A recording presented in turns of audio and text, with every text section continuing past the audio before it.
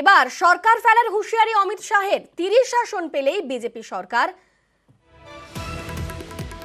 মোদীর নেতৃত্বে বিজেপি সরকার হবে দাবি অমিত শাহের। বিজেপি ক্ষমতায় আসছে না, কেন্দ্রে হাওয়া বদল হচ্ছে, পাল্টা দাবি মমতা বন্দ্যোপাধ্যায়।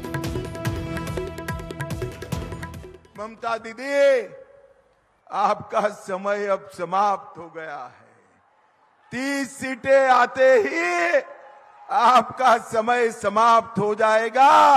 यहां पर भी मोदी जी के नेतृत्व में भारतीय जनता पार्टी की सरकार बनने जा रही है। भारतीय जनता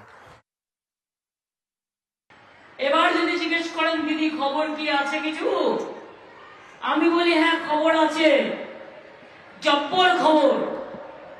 খবরটা কি না, তো এবার হাওয়া বদল হচ্ছে। হাওয়া বদল মানে কি? হাওয়া বদল মানে 420 গ্যারেন্টি বদল হচ্ছে।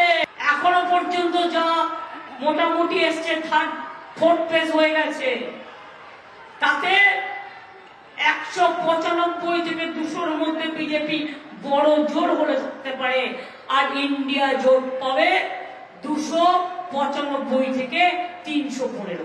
বলে বেড়াচ্ছে ইসবার 400 পার, আমি বলি ইসবার পগার পার।